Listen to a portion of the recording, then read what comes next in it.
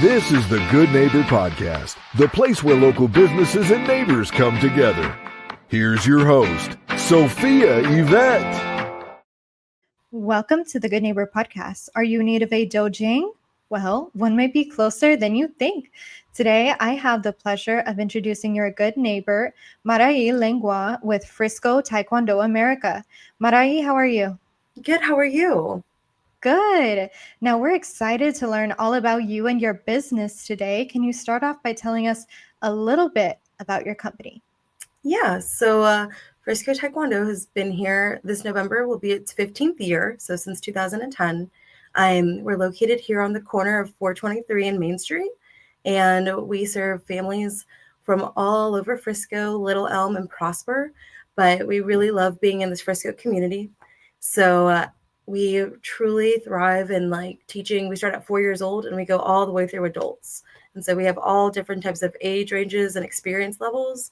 So we can pretty much teach anyone Taekwondo how to kick and punch.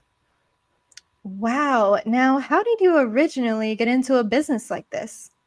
So originally, I was an employee here when I was 15. And so I worked for this master called Mr. Lacey. And so he was the one that originally opened the Frisco school. And so when I turned around 23 years old, he offered the school. And I was like, well, this is basically my home. So I said, absolutely. And now I've been running it for the past 7 years. Wow. Now, before we jump into the most common myth or misconception here, can you address to our audience and our listeners today the difference between a dojo and a dojang?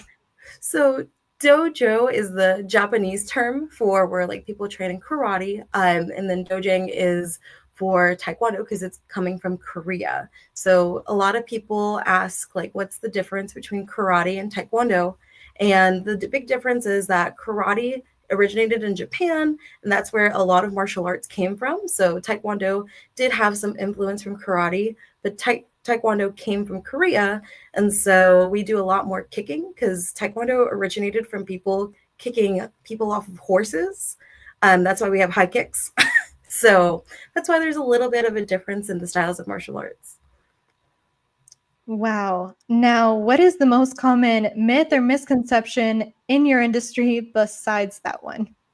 I think the biggest myth is that everybody in Taekwondo, I think people watch Karate Kid and things like that and think it's super duper violent, but it's a lot of discipline and self-control. And so we don't promote violence. We promote learning how to defend yourself. And if you have to use our techniques to help defend yourself against bullying, defend yourself in the streets, then absolutely. But we don't promote going out and doing Cobra Kai fights in the middle of parking lots or anything like that. Well, as a former boxer, I can agree with you there. Now, we know marketing is the heart of every business. Who are your target clients, customers, or students? And in terms of marketing today, how do you attract them? So I would say that our clientele is families that live close by that want to have an experience and want to enjoy martial arts. A lot of times people think that martial arts is something that they can't fit into their schedule, but that's why we have the flexibility of classes 5 times a week. And so we want to be able to serve families of any types of that are interested in any type of martial arts. And how do you attract them? So I would say word of mouth, because we've been here for so long that we have a lot of people that heard from us from their friend that took it 5 years ago or that are currently training with us. And then we have a lot of people that come back because their parents took class with us so long ago. That's how long we've been here. So a lot of word of mouth. Marai, have you ever thought about having your own podcast before? I have not thought about having my own podcast before. And outside of work, what do you and your family like to do for fun? So we like to travel a lot, and we like to explore other local businesses. I'm a very big patron of downtown Frisco because I grew up here. And so I love going out to seeing what the new restaurants are, the new activities are, and my husband always tags along with me. Now, please tell our listeners one thing they should remember today about Frisco Taekwondo America. I think this is a very family-friendly place to be. We truly embody like a sense of community.